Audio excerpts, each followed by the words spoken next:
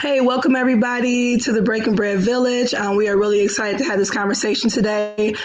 We just wanted to kind of get together with some leaders in our communities to talk about what's going on right now and just share some observations, some plans, and just kind of be a little bit more purposeful in our conversation. So I'm going to bring them in. We have Brother Yusuf with us. Hey, Brother Yusuf, how are you? I'm great. Thanks for having me. Awesome. Thank you for being here. Let me bring in hello, Sister Mawusi and Brother Mantu. How are you guys? Peace, family. How y'all doing? We're good. Awesome, awesome. And then Sister Io, how are you? Peace, family. I'm doing well. Awesome. Well, we just gonna kind of get right to this because I really, again, like I told you guys earlier when we were talking amongst ourselves, that I really,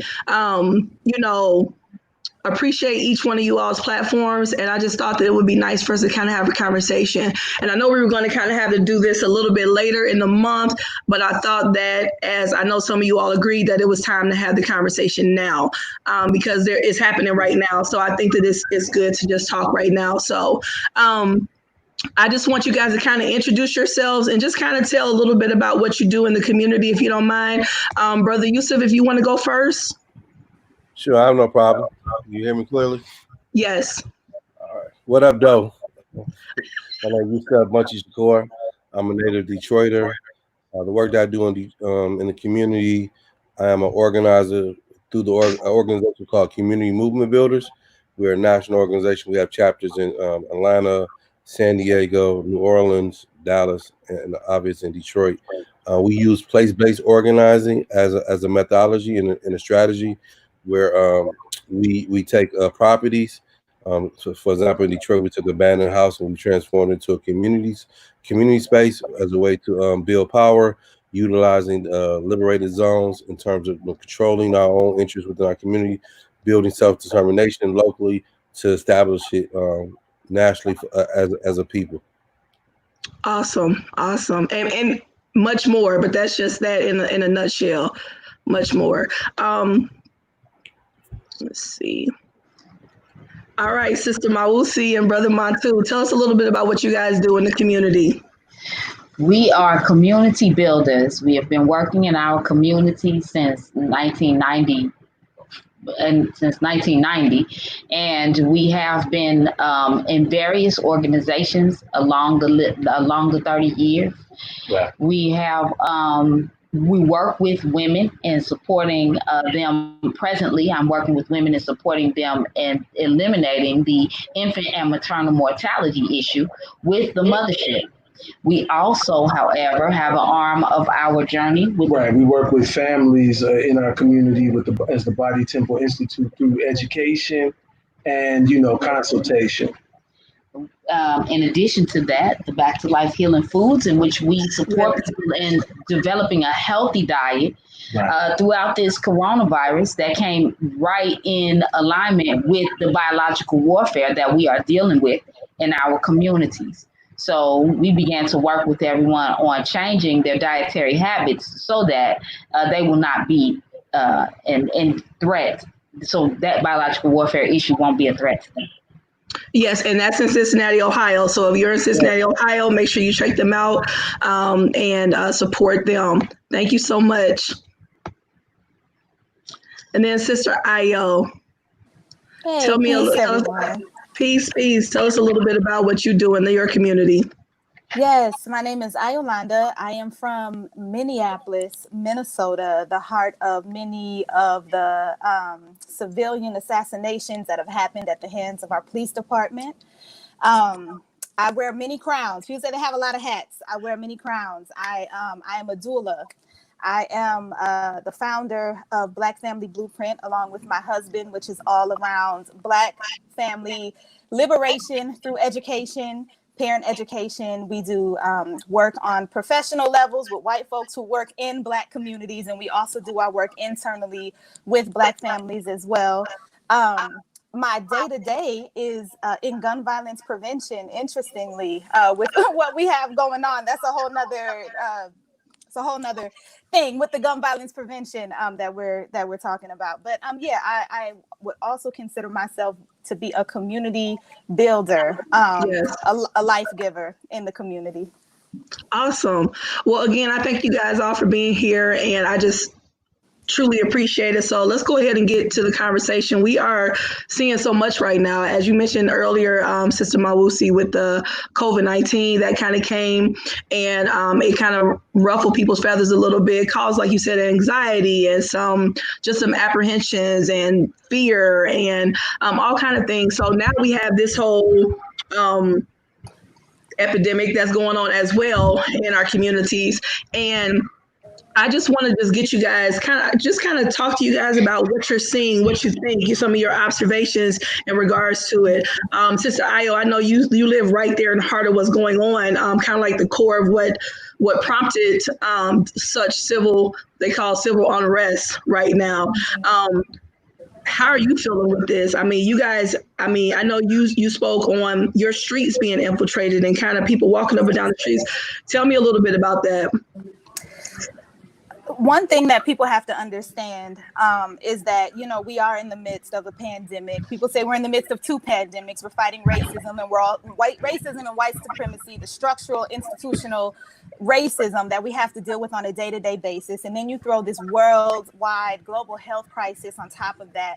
In Minnesota, we are stuck in the house in the wintertime. Black folks really don't come out. And so to transition from winter to pandemic has been very difficult, and you have all these compounding things on top of it. So we are very much so civilly unrested, right? But then we have had anarchists come into our community on the backs of our vulnerability in terms of how we are literally mourning. Our children are mourning the loss of their kinship and their closeness that they had with their, school partners in school. And we have a senior that could not attend graduation or prom or any of these things. So we have a lot of things that we're already mourning. And then we throw this other police assassination on top of that. And so it's put us in a position where we have nothing else left but to fight, right? We're fighting. And so what has happened in my community is that in the midst of our fighting, we've had anarchists come, and then we've also had white nationalists come behind that. So a lot of the civil unrest that we see is not Black folks. It's You mean really you mean what we see in the media, what they're putting out in the media, right? Yes, what we see in the media with the buildings burning. You've seen us looting. We're doing that. I can say that has happened. We are not initiating these things. And so the community has been on patrol. The community has been on armed patrol for the last few nights throughout the community. 911 has been shut down. I mean, it's just been all different kinds of crazy stuff. And we have to forward think. People are bringing bottles of water. It's like, we don't need water, y'all. That's not what we really need in this moment, but it's put Black folks in a position to do the things that we always said we were going to do in terms of being prepared.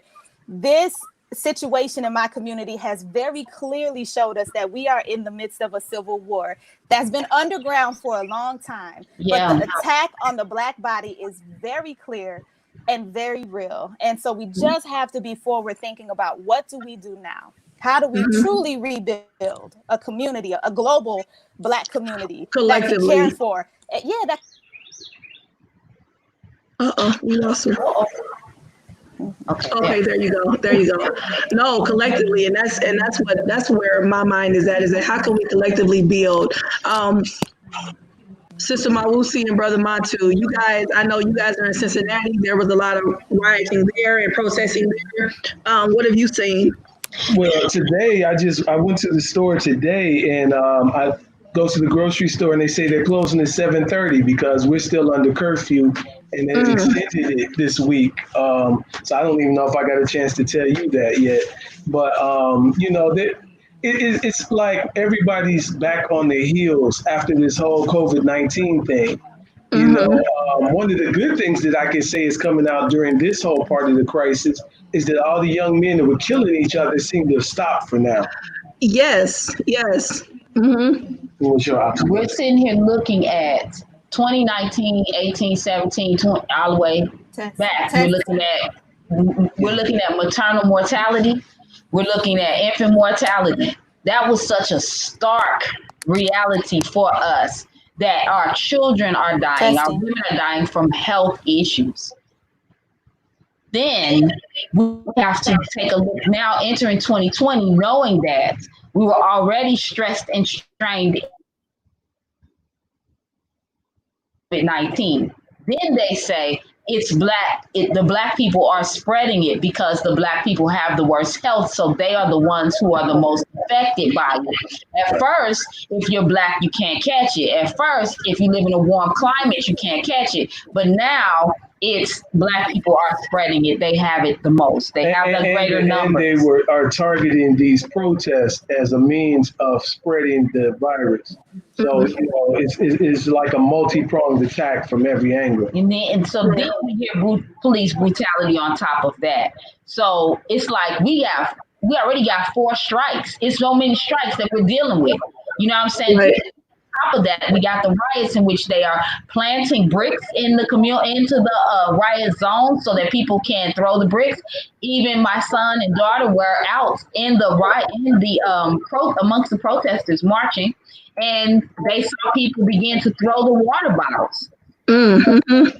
That she said, we don't need any more water bottles. They were beginning to throw the water bottles as weapons. So deep, we're really looking at a very deep time. This is really this is definitely we've been hearing about it for years. We actually have been, if we were smart and in as African nationalists, self-preservation is the key. We were preparing for this because every day you go to the well, one day the bottom gonna drop out. Yeah. Brother Yusuf, you're in Detroit, so Detroit in itself has had so many things going on with it before the COVID happened, with the water shut off and, just other things. And see, for me, like when the whole epidemic came, or pandemic, they call it, when that started, people were losing jobs. So now you have people out of work. You have people, that may not be able to get to certain stores to get certain things. So you add that on top of it, water is shut off. They put out in the media that they turned all the water back on, but then you find out the water is still shut off. Now you have protests and riots and this going on there. What have you seen? Because I know you've been out in it too. And what we've seen is continued repression. The oppression of our people just continue to be amplified. The murders, the assassinations has really just electrified what we've seen across the country. And how do we handle it in terms of tying it all together? I think it's a cluster of a situation that many of us in many cities are already faced in terms of trying to navigate through different ideologies, different practices in terms of from a grassroots standpoint versus a nonprofit position, how corporations influences policies, practices within our community, and we're seeing that coming to a head. Particularly in Detroit, there's been an influx of individuals. Detroit is surrounded by white cities, and so a lot of the young white people have felt the need to come into Detroit and protest. We haven't. There hasn't been no burnings of buildings or anything of that nature, but that's been interesting because all the protests have taken place downtown. So you have people who, prior to this, so Detroit is we've been impacted by gentrification like many other black cities, and so like our downtown is owned by white wealthy individuals, and it's interesting to see people, even if folks, I ain't saying they should burn it down, but even if folks decide to start burning shit downtown, you saying black people like don't burn up downtown, and like as if like we own those buildings. Those buildings are owned by white men and white women who are continuing to displace ourselves. So you see that internal conflict. Like we're saying we're hurting, but then we don't want mass to hurt either. No, and I'm glad that you brought that up because I want to ask you guys about that. I know people are saying we're in a civil war, that this is a race war. What do you guys see spiritually happening? Because, sometimes I try to look a little bit deeper on what's really going on. You know what I mean? Because everything doesn't just coincidentally happen, in my opinion. I think that things are kind of happening for a certain reason, you know, and, you know, we've all heard about the whole peace out of chaos and all this, you know, rhetoric that we talked about for years. What else do you guys see besides the racial aspect of it? What do you guys see spiritually that's going on right now? I think that we are in a time, we're in a shift. We're in a very serious shift. And that shift is one that is literally, if you notice, our young people a lot of people are saying this is a young people's you know, protest. Right. And it's a young people, and they're doing this with very on their own recognizance, so to speak, on their own choice and of their own guidance. Right. And one brother said there is no leadership, and I say that spiritually we don't realize that there is some leadership, and that's our indwelling God inside of self. That's saying this is over. Guess why? Because you and I, our age group, all of us on this call, pretty much our age group has seen a lot of these injustices, and we've taken it and we have actually created inroads in order to address it, in order to solve the issues we see. And we were trying to solve them so that our children would not befall the same issues and the issues that we've had. Right. But children now see it. It's so blatant. Yeah. And out in the open, and so another word I'm looking for is so belligerent that with their racism, with their behavior. Even we notice that even in this era of social media, that they're talking a lot about white privilege. That the young people on their own indwelling intelligence spiritually have decided to just go forward and do something about it. Right. And very interesting. I feel that there is a leader that in their indwelling intelligence is leading them, and I think that this cycle this is a cycle of time and a shift that is very interesting. So put forward your. Because it just happens to coincide with what they call global warming and all of these other things. And so, you know, it is like a Armageddon type of concept where all of these different factors in our lives, spiritually, mentally, physically, all come together and collide into all of our realities. True. So it's like at the same time that this is, we believe, a diabolical plan, this they feel is mapped out. At the same time, we do believe in what Marcus Garvey said, that he will return with millions in the whirlwind. So all of these things happen simultaneously. It's not that they're not planning this, because obviously they are. But at the same time, everything that we ever prayed for is being answered. Yeah. Brother Yusuf, Sister Ayo, do you have anything to add into that? What you see, kind of like what's going on spiritually, you know, besides just the whole racial aspect of it? Yeah, I totally agree with their sentiments around. We do have that leadership, and that leadership is coming from the inside. We know it is in our DNA to fight white supremacy. We know how to do this. Our ancestors have done this since we arrived forcefully on this soil. So we know what to do. Our young people have heard these stories told of our ancestors who had to do all the things that they had to do to just get us through to this moment. Yesterday, I was on a young man's Facebook Live. He had a lot of people tuning in. And one of the people that tuned in, he had beef with. Now I'm talking about these young shooters on the block. So one of his ops, right? One of the people who was from a rival group tuned in, and he was basically like, bro, we still got beef, but right now we need to put that beef to the side. He was like, we'll take it up in the streets with our fists, but right now we need to arm up and we need to get out on this block and protect our community. So to hear a young gang involved, clique involved young person say like, yo, we got beef and we gonna handle that, but this ain't the time for that. Like, we got to get out there and protect our community. Like, that for me indicated a huge shift in mindset in terms of what it means to be in community with one another.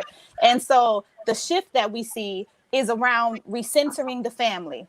The shift that we see is around restoring relationships that have been broken. It's around building the social capital that's required for us to continue to build on a collective from an internal hyper-localized perspective, and then also from a global perspective. To wake up this morning and to see that Lagos, Nigeria is marching through their streets for George Floyd, something that happened in Minneapolis, Minnesota. The shift is on a global level.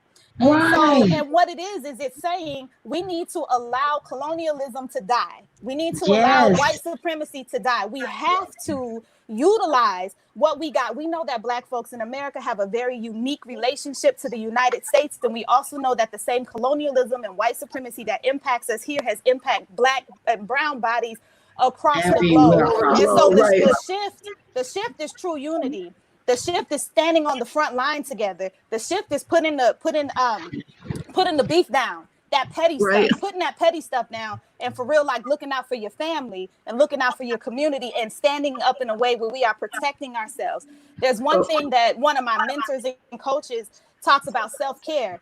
His name is Resmaa Menakem. He wrote the book My Grandmother's Hands. He says self-care is not about feeling better, it's about living longer. And so that spiritual shift for us is around living longer, not just feeling better in the moment, but living longer. And that's exactly, I'm glad you pointed, Brother Yusuf, I want you to speak on this too, but I'm glad that you pointed that out, because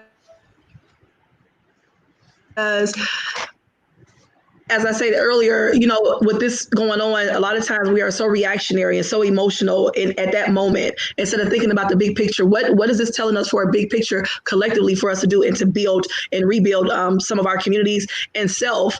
Brother Yusuf, I want you to speak on this too. And then I have another question I want to ask you guys that you guys kind of touched on. But Brother Yusuf, let me know, what else do you see anything spiritually that's happening within our communities besides just the racial aspect of it? I think because our struggle has always been defined in this political realm, it has diffused or pushed down spirituality as like something minute, soft.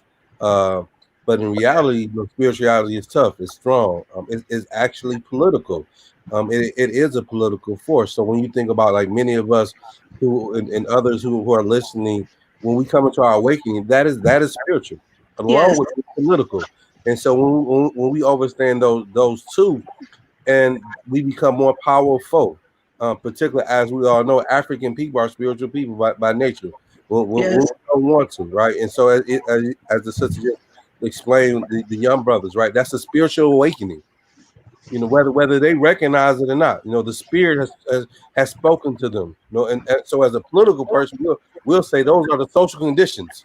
It's the same goddamn thing. Stop getting into this either or. It's a both and. And we need our political awareness to be grounded in our spiritual humanity. Yeah. No, I agree with all of you guys. You guys spoke on, white supremacy, I'm sorry. And I want to kind of talk about, and I talk about this often, about mirrors and our reflections, right? And I guess really what my question is, how are we going to be accountable, right? So we talk about what people have done and we know it's real. But also, what is it showing us for us to do? Because I'm really big on words. So, when we say that somebody is supreme over us, right? In my mind, it's kind of like we're already saying that they are, we're inferior to them. So how are we going to kind of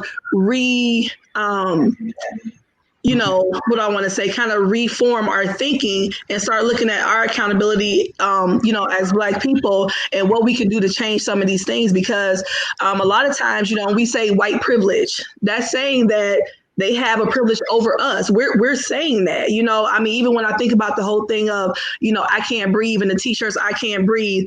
It's like you're saying, you're saying I can't breathe, and you're kind of self-declaring that. So I have an issue with that sometimes. And I don't say it in a way to like kind of put down people who do that, because I understand and I get the sentiments. But what I'm trying to say is, how can we reform our thinking where we are putting ourselves back into that power. Brother Montu. The first thing, and this is something that we came to years ago, and it really it was profound. We stopped saying white supremacy because just saying that is acknowledging them as supreme. We say white domination, control, brutality, any of these other things, but to give them the title supremacy is into our subconscious. We receive that a different way.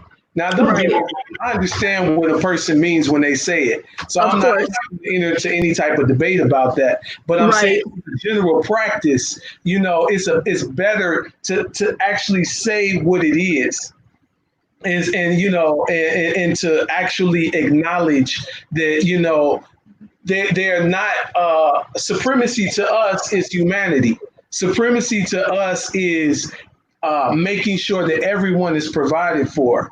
And so I can understand why they use that word in reference to themselves, just like we would use it in reference to ourselves in saying Black or African supremacy. That just means you see yourself as a supreme being. That's African spirituality. But as far as using that terminology, I think that's a good place to start. Or not using that terminology. Right. I get what you're saying. Brother Yusuf, you had something to say in regards to that? Yeah, I mean, I think with anything in life that there's multiple ways to look at stuff, and I think this conversation is something that we need to continue to have in-house. Theories is to be able to define theories, and theories always will continue to reemerge.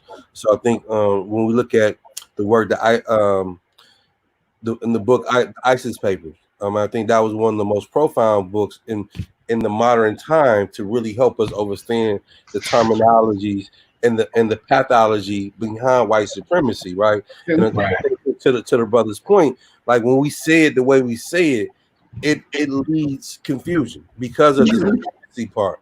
And what many of us are doing, we're talking about the pathology, but we don't know how to communicate the pathology of the behavior, which in actuality we're acknowledging the inferiority of white people that makes them behave the way they do. So it's a thinking disorder that many of us are who have a deeper understanding, but because that we drop terms and we don't break terms down to the simplest forms.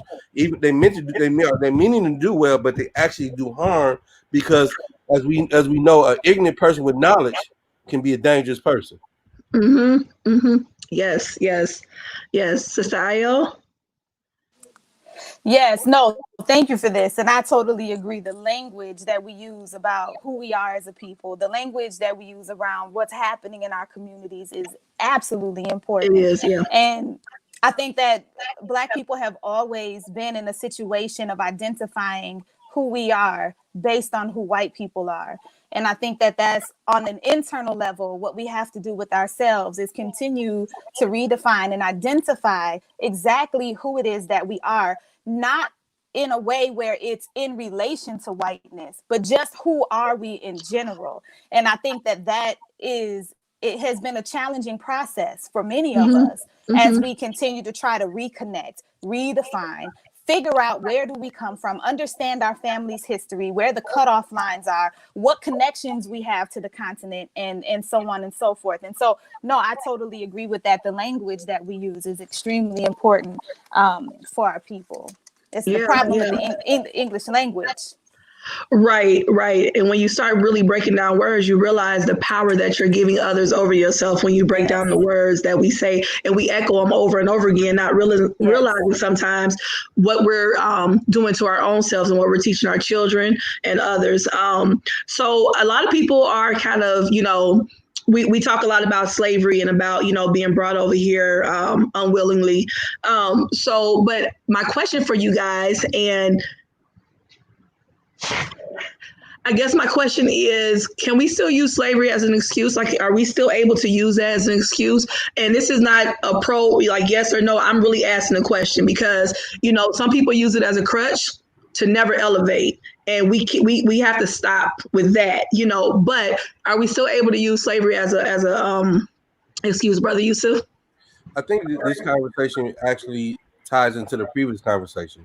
I mean, breaking down what slavery is. I think slavery is a byproduct of colonialism, but we talk about slavery because that's what's been fed to us. We never talk about colonialism. So slavery as an institution, it's tied into colonialism as a power dynamic that has stripped us of who we are. So it's like, are we going to talk about the chicken or are we going to talk about the eggs? But also, part of that situation, I mean, looking at slavery as well, like how many of us really want to look at talk about when you got your ass kicked? How many when you really want to talk about the most shameful moment of your history or your life? And slavery is that shameful moment for Black people in America. But in all actuality, it can be a liberating moment. It can be a moment of redefining, developing ourselves upward mobility.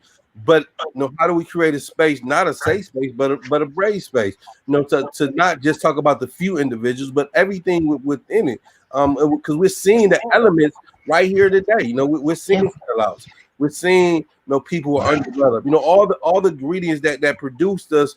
And when Malcolm talked about the field Negro and the house Negro, right? When folks in Minneapolis doing certain things, and it sounded like the house Negro speaking again, right?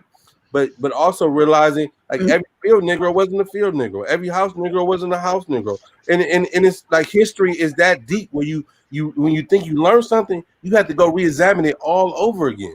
And That's true. And until we do it collectively, and we all won't see it the same way, but at least we can create some core values that helps us understand. Like slavery was because every nation has been enslaved. Every nation has been conquered. Slavery is part of their history. Right. We ain't the only people that's been conquered. True. Right. That's true. Anybody else? I think that we have to understand that slavery never ended.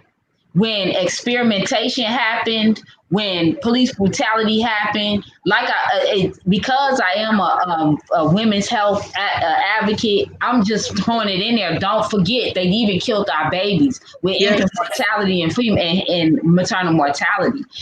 This is touching us at our core. This is taking our infants before they're even where they're still in the fetal stage. We've made their lives, these foods that they have put in our communities for us to consume, the mentalities that they have embedded in our whole community, in our intimate relationships, the things that they have done. They socially organized and conditioned us to behave in ways that were self-destructive. So slavery never ended. So can we use slavery? I think, yes, absolutely. Is slavery still going? Yes, absolutely. Are we still captive inside of a slave paradigm? Yes. And I do agree with Brother Yusuf that, we do have to reevaluate these concepts in the now to be able to give the terminology in today's terms so it can be better understood. Because sometimes, like you said, we were trying to do good, but the words ended up subconsciously doing bad. True. Because it's one of those things where now it has become so deplorable that we have a faction of our people that are totally in denial that it ever existed. True. And we never thought we'd see the day where people say the earth is flat, slavery never happened. We get over it. We were always over here. And, I'm like, what about all the Jim Crow and all that stuff? I mean, how did we go from we just over here chilling to this? Right. So it's not, it's one of those things where we have to maybe change the terminology collectively in-house, but at the same time, a full recognition of what has transpired and the terrible impact that it's had on I can't even say hundreds of years. I mean, because it started with the Arab slave trade even before that. Right. And Sister Ayo, I see your hand. I just want to kind of talk to your point.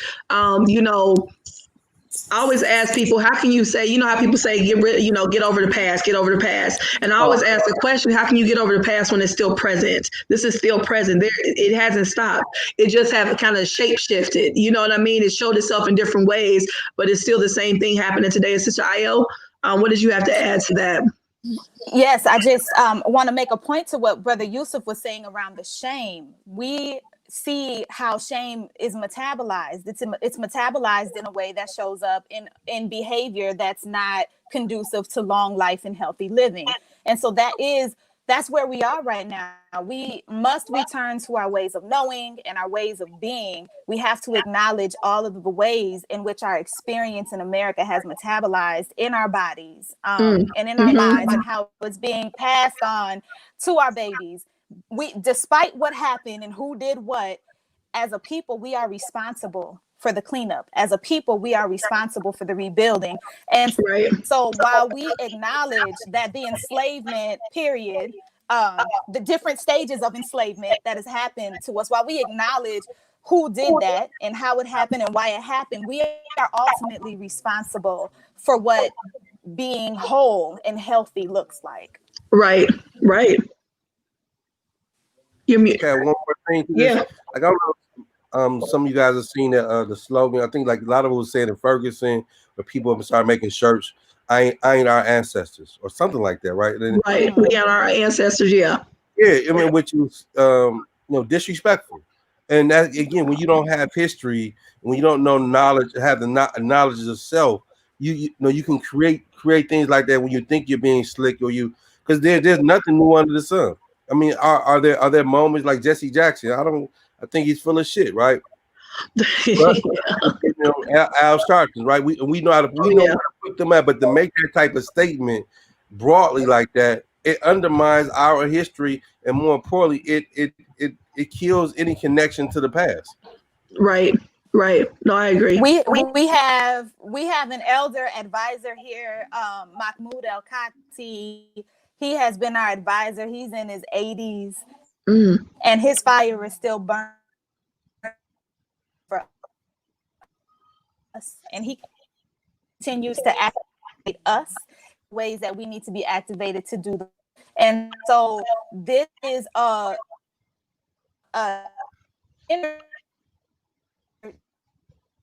generational effort, and there has been such.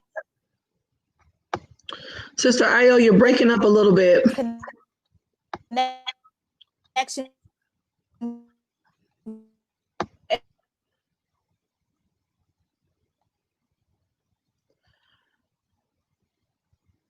Okay. I'm going to let her kind of reboot. Sister Ayo, you're breaking up just a little bit, so I'm going to let you reboot. I want to ask you guys, we had the whole blackout today. And people were blacking out their screens and stuff. What did you guys think about that? And what do you guys think some next steps are?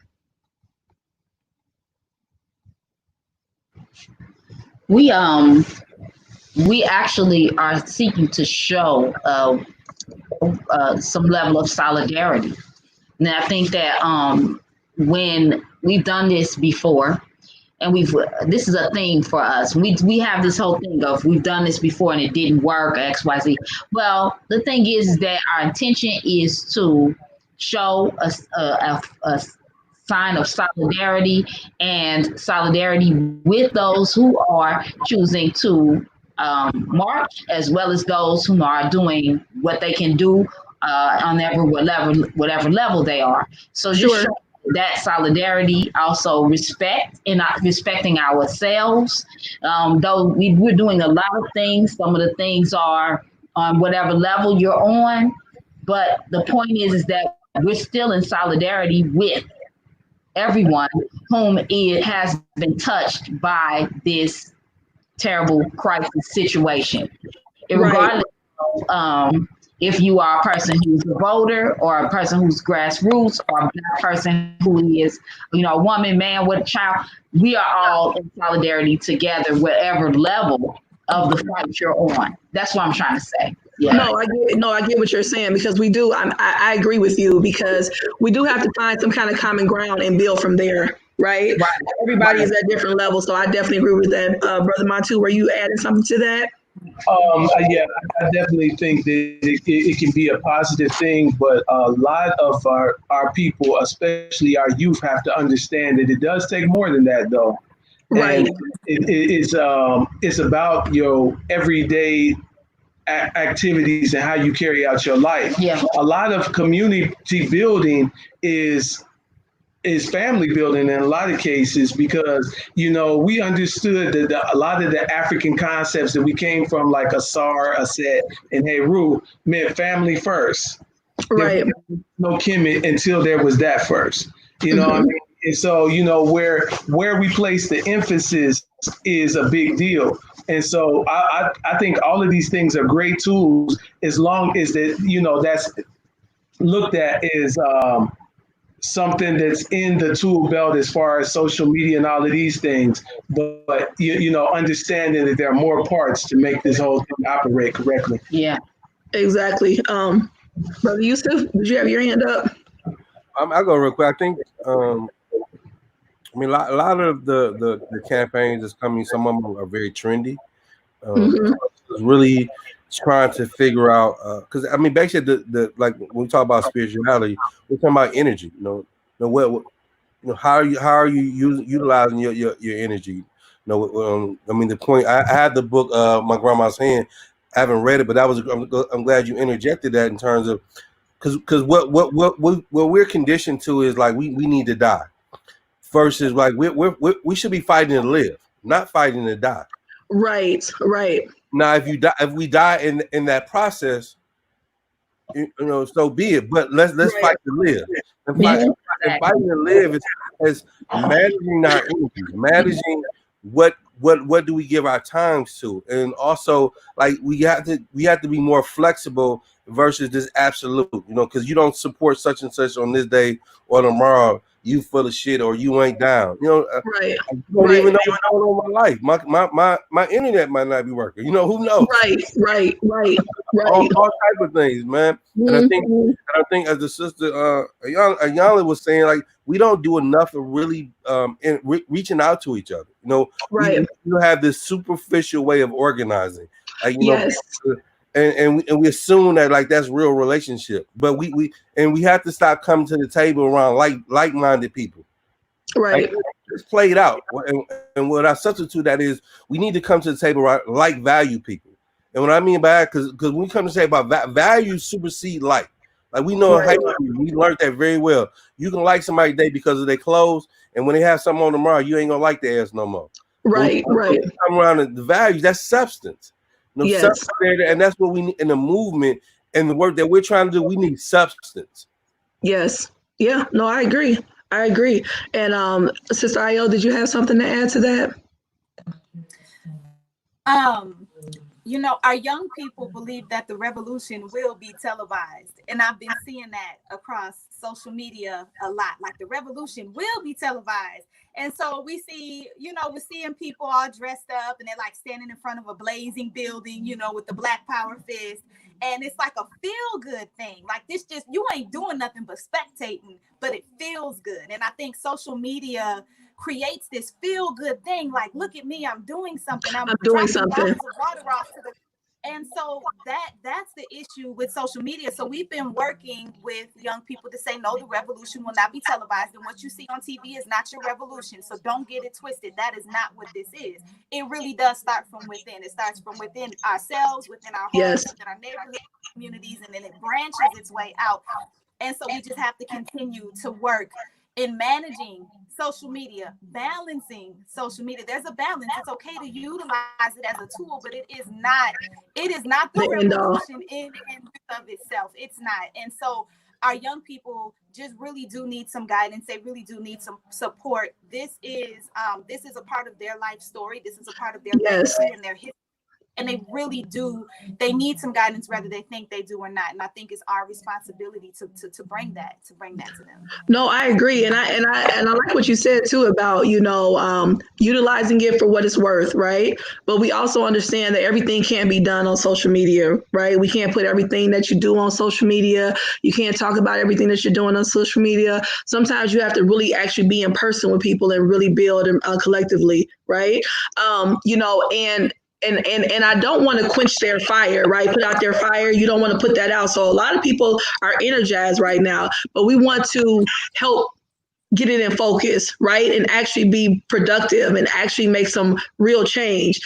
Because a lot of times we do, like Brother Yusuf said, you know, it's really trendy, you know, for us to do certain things. And then the next day, everybody puts their picture back and it's back to normal, you know, and we can't keep going back to normal. I mean, and I know at times we get a little desensitized, right? Because I don't even remember the last time I've seen, you know, I saw a white person killed on TV, right? I don't remember the last time I've seen that. You know, our murders are always put on display, right? And they just show it over and over again to where you either get really mad, then you get really sad, and then you don't, it's like it becomes normalized, right? And then you just kind of like, oh, that's another person dead. We see it, we get a little angry and upset, and then we go back to life as usual. We have to stop that, right? We have to actually do something different this time, because that's really the definition of insanity, right? Just to keep doing that same thing over and over again. And that's what I'm saying. You know, I have no problem with people utilizing resources, right, to get the word out, to bring some kind of unity, collectiveness. But we have to think about next steps, right? We have to start doing some next steps. And that's where I'm at. It's like, okay, you know, we need to, as you said, like help out and show them some new direction. And I think that some of you young people are looking for direction. I think they really are. I think some of them want to do the work. They just don't know how, you know, and what to do. And the only thing they're angry. So they go out there and tear stuff up. I mean, you know, and that's a whole nother conversation. You know, I don't get upset with them with that, because, you know, if you study trauma and you understand trauma, this makes sense that people react this way after being through so much in that regard. So that's what I want to talk about more so, and, you know, about what we're doing. Should everything be on social media? Should we talk about everything on social media? What's your thoughts on that? Because I really believe in like the old school way of doing stuff, where you meet up and you build that way. You know, every little step you do being on social media, I don't really like that. You know, so what do you guys think about that? Absolutely not. We agree with you. The fact that the revolution will be televised is because we've gotten hooked on social media outlets. Our young people have gotten hooked on that. And in getting hooked on that, we fully, literally people walk around all day long with their phones in their hands. Mm-hmm. And scrolling has become a national pastime. I wonder if that was implanted. I'm just going to say it was implanted in our minds as a cookie on us, in essence, so that we will then tell them everything that we do. And then what's interesting is that they also use a Willie Lynch tactic of when the elders say, you all, this is not the way that we should conduct ourselves. As a matter of fact, participating in this is an illusion. All this is an illusion. All this is a trap. Then the Willie Lynch tactic is, can't nobody tell me nothing. That's their right? Right. This whole thing is the commercials. Exactly. The vision is commercials. The Proverbs is in songs. The dreams is movies that we watch. Everything is bounced back off of that. And what's really disturbing about the whole social media paradigm is that it's actually made people antisocial. Yeah. Because, you know, you talk to a lot of young people and they're really alarmed when people actually call them as opposed to text. Right. You know, that's really bizarre. So that's where we got a lot of internal work to do with the youth, to really break down to them how this will impact the future. You know, right. how this will actually destroy and derail movements and, you know, organization and all of these things, because people aren't even really used to dealing with one another in a real interpersonal way in the first place. True. No, that's exactly right. That's exactly right. Brother Yusuf, did you have anything to say about that? So I've been on social media with 10 years now, and it has been an animal that has taken me on different levels that I couldn't never imagine. It's been good and bad, and the good is, again, like us here, right? The ability to do what we're doing. I mean, has been the ability to meet people.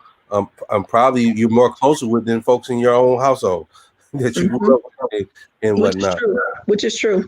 And then there's the bad in the sense of we live in a capitalist society. We live in a society that is individuals driven. I am one of those. I'm no longer young.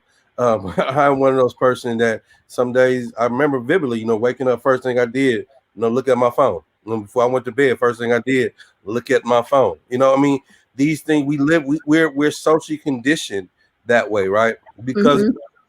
how this society is, like, capitalism is not just the economic system, it is a human system that takes place, like even how we, like, the things that I do.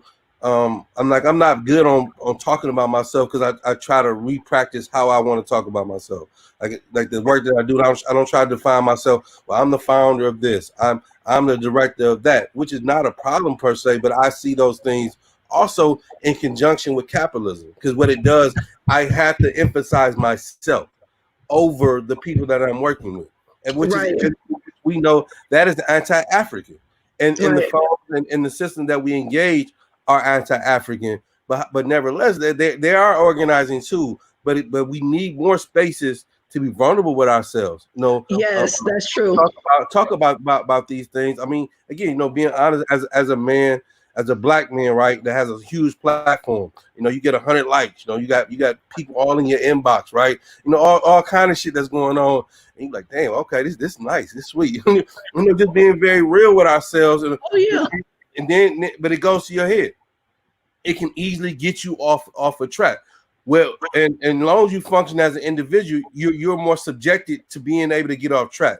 When you create an opportunity to be with other people, hey man, brother, what you doing? That's some bullshit. Oh, brother, you need to assist. Accountability. That goes back to accountability. Right. Right. No, I'm sorry. I didn't want to cut you off, but that goes back to accountability. We have to hold each other accountable, and I think that's important. And that goes back to reaching back out to the youth and reaching out to each other. Learning how to, like you said, Brother Montu, be around each other again. We have to be able to communicate with each other. We have to be able to connect with each other, and we don't always agree with everything. Everybody has different, as you said earlier, Sister Mawusi. People have different levels that they're on. We have to stop being so quick to dismiss people and throw people away just because they don't think like we think at that time. I grew up, in Christianity. I practice Islam. I've studied every religion. I've studied everything, and it's just so interesting that you have people who are no longer in religion, and then they'll dog people that's Christians. Like, you was just Christian 2 weeks ago. You know what I'm saying? We have to stop doing that. We have to stop dismissing each other so much and start to see, okay, where are we all at? Where do we both all agree? Where do we all see eye to eye on, and then start building from there and seeing, okay, I can use you with this. Sister Mawusi Souls, Brother Montu, he makes juices. Okay, he can help you get healthy. She can help you with, Sister Ayo and Sister Mawusi help, their doulas and birth workers. We all have stuff that we can do and help each other out. Brother Yusuf is, a leader in his community. We all have different tools that we can use, and we have to starting there, as opposed to how we're different. You know what I'm saying? And that's just where I'm at. So yeah, Sister Ayo, go ahead, because I could just keep talking. No, thank you. It's sparking something inside of me. Yeah, yeah. There's this piece about our young people that just continues to ig at me. My husband and I teach a workshop for Black parents called Parenting Through White Supremacy. And it's broken into two different parts: the internal work that we have to do and the external work that we have to do. The internal work, one of our tips is around dismantling the cycle of aggression towards Black children. Our children emotionally disconnect from parents, from Black parents, from an early age, sometimes based on the way that we parent. Now, the aggression against Black children is twofold. Sometimes it's coming from inside the household, and then when they're in the education system and other spaces out from the home, they have to experience it there as well. Yes. Trust. Oh, Sister Ayo, you breaking up, and you saying some good stuff too.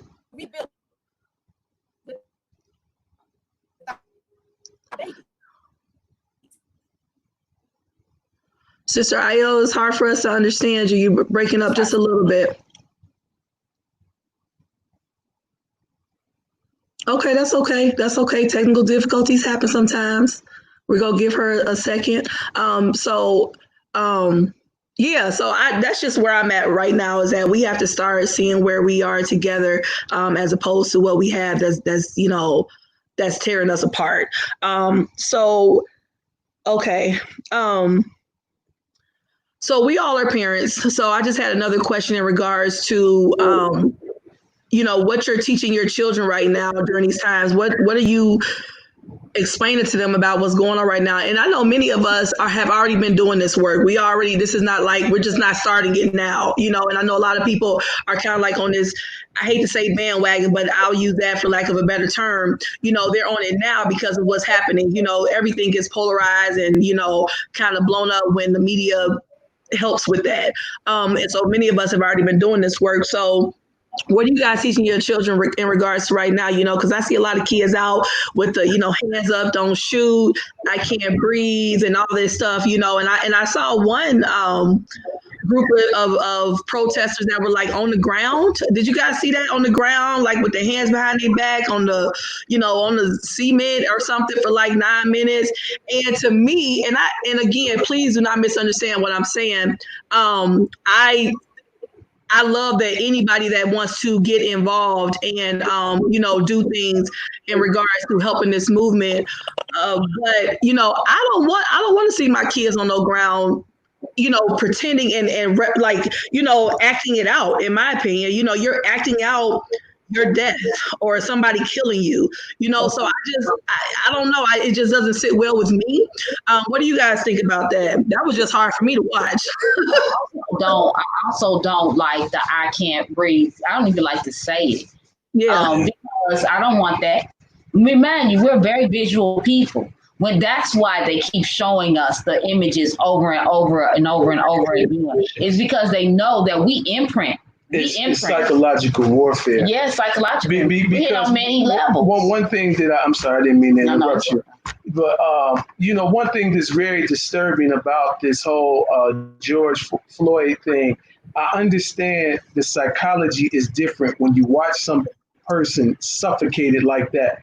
We become desensitized to people just being shot, unfortunately. Yeah. Right. And wouldn't have been as big of a thing is that they showing this long video. Since when did we get a police clip that's like 15 minutes long?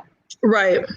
And so this is like psychological terror to show this over and over again. And it's imprinted on unborn children whose mothers are looking at this stuff right now. Right.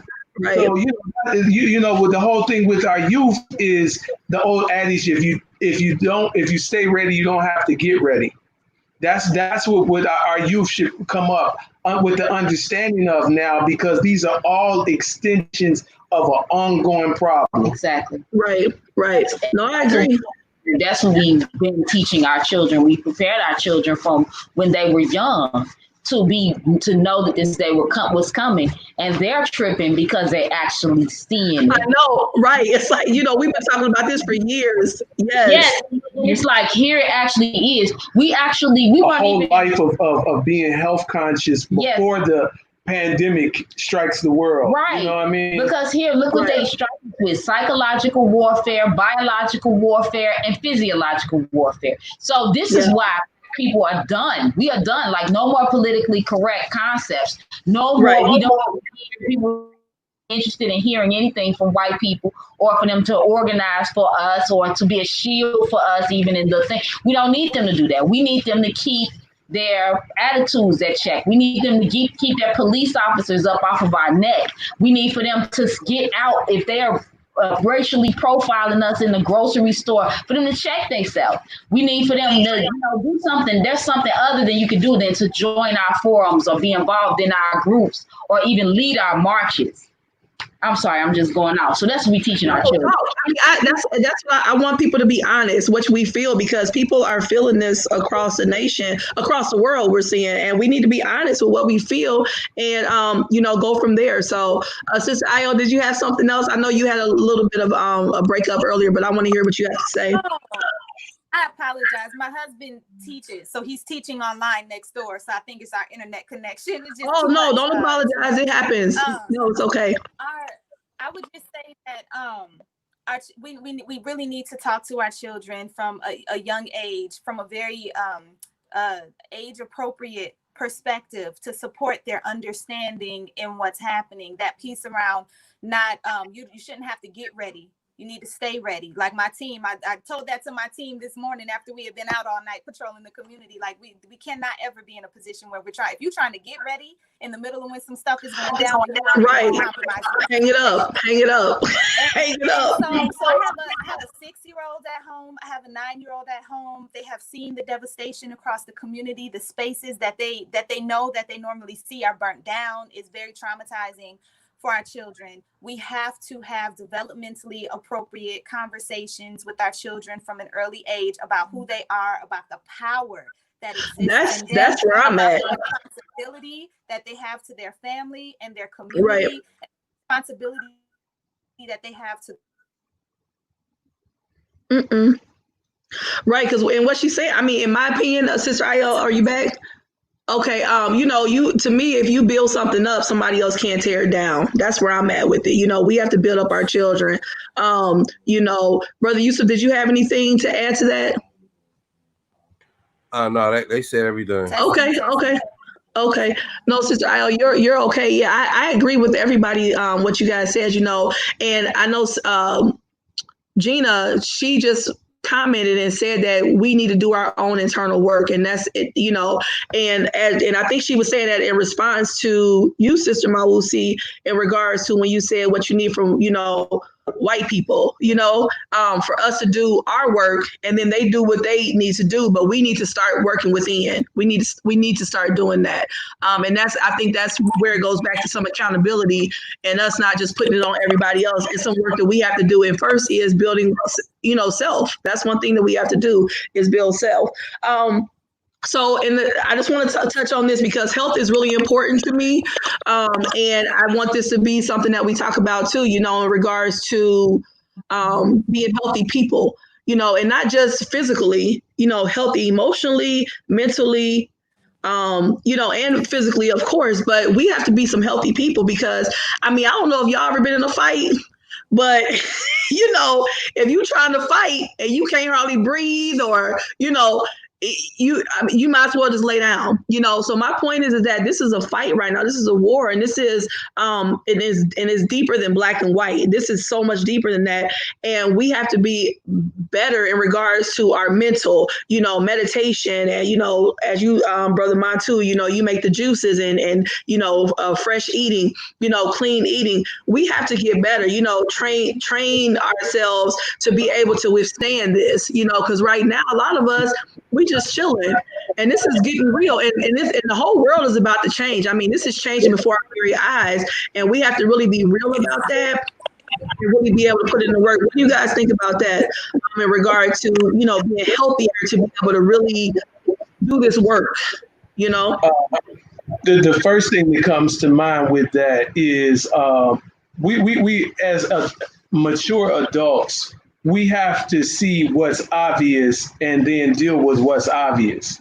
And right. That is one of the things that even with this so-called pandemic, there is so much more occurrence is even in our communities of heart disease, diabetes, and all of these things, which they brought out during this pandemic as a precursor to making you more susceptible. So right. these are decades-long issues that have to be resolved, and we need to seriously get to work. Now, one of the problems that I saw is during the whole pandemic, there was a shortage of toilet paper. There was a shortage of alcohol and all of these things. Fresh fruits and vegetables were there because people were not buying them. Right. Not a lot of us were buying them. And but fast food restaurants will pull every single. That's why I said that number two was still getting ordered. That's a huge part of our problem right there. Right. It not only deals with our health, it bleeds over into our mental health because, for one, we must be insane if we go to these people to directly feed us, Come on. that we say are the ones that are killing us. Exactly. Right. Then Right. we also understand that George Floyd, who was not the only one who was brutally murdered in these last couple months. So I Right. should make sure that we do not forget them. But George Floyd, they tried to undermine what happened to him by saying he had heart disease, high blood pressure already. Right. They tried to undermine him by saying that, undermine the tragedy of the suffocation by Right. saying, oh, high blood pressure already. No, that's not okay. That's not okay. Right. We're in a fight. We at least have done the best we could on our own responsibility. That then it's fully on someone else.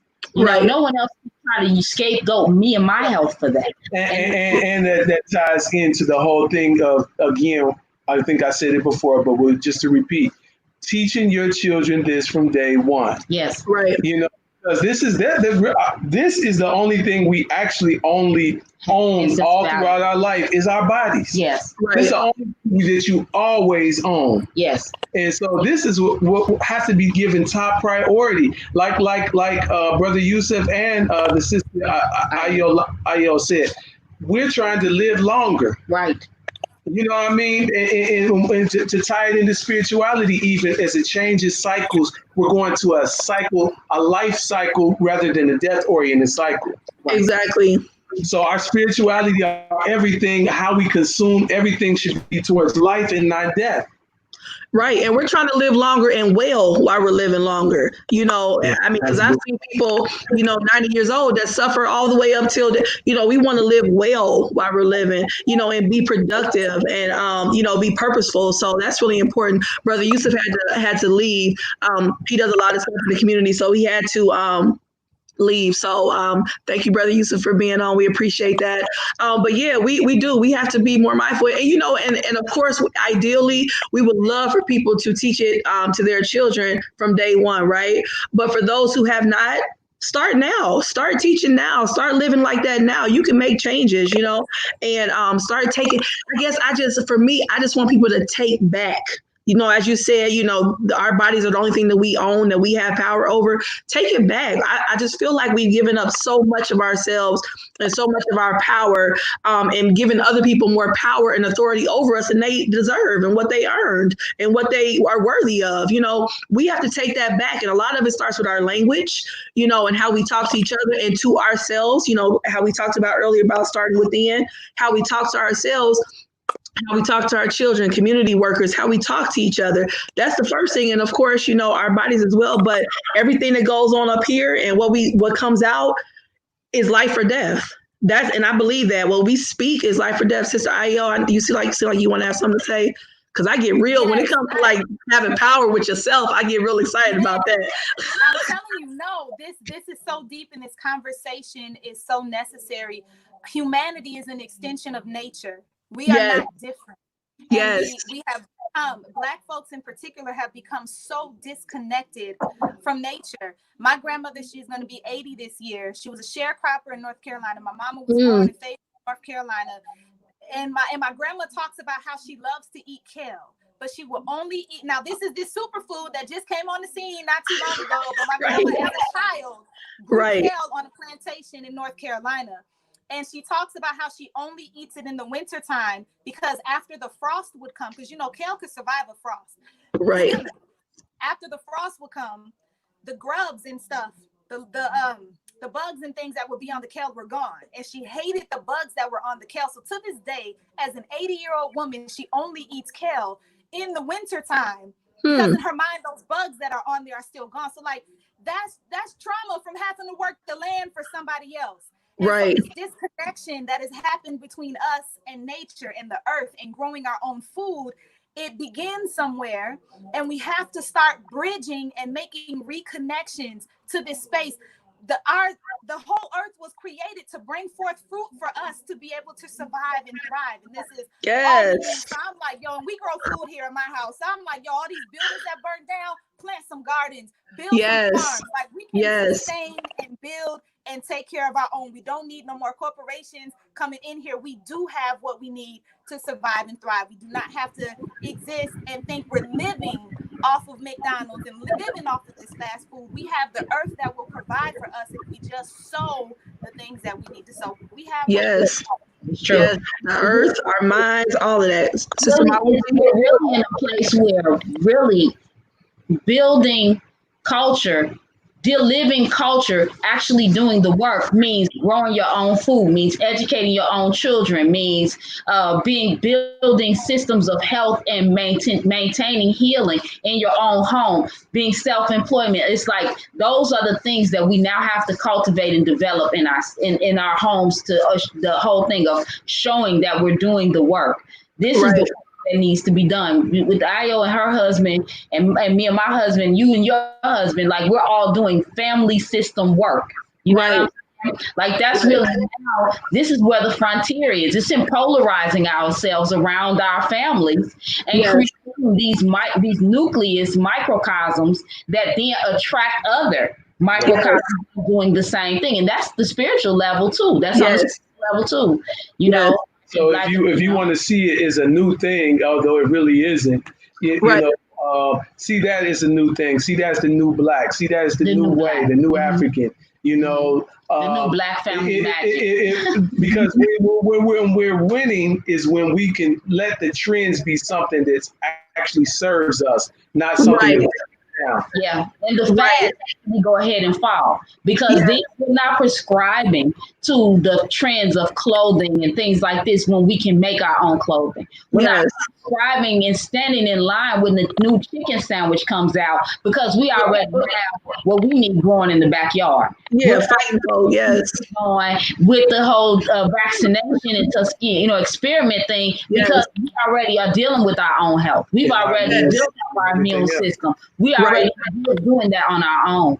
And we're not succumbing to psychological warfare, because we do critical thinking in our homes, and we talk to each other about this, weigh and measure things in order to know what's truth and what's not.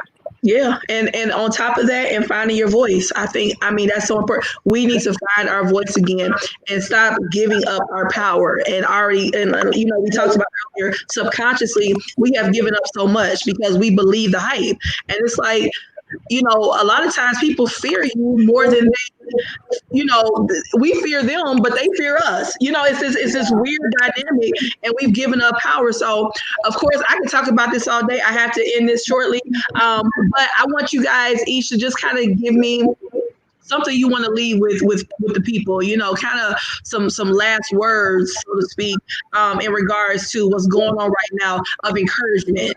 Sister Ayo, you can go first, please. Yes, I would say, again, to quote Brother Resma Minikin, author of My Grandmother's Hands, he says, Black people, we are not defective. Yes. We are not defective. We have enough, and we are what we need.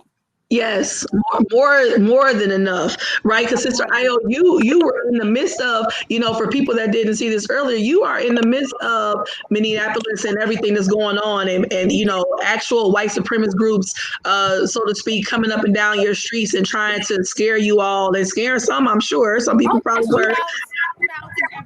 Yeah, and people setting fires. Like what's happening right now is like an action movie. This is like a movie. It's like, is this the finale?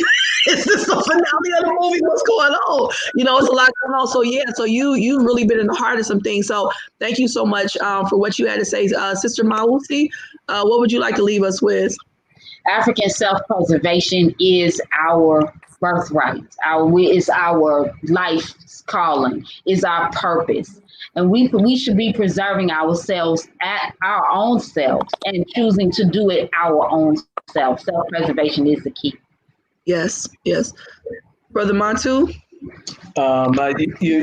Those are my sentiments as well. And stick together as families. Yes. For all of us who are fortunate enough to have families, stick together.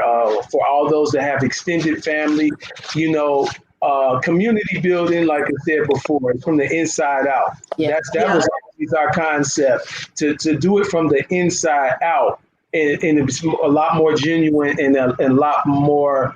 The bonds go a lot deeper.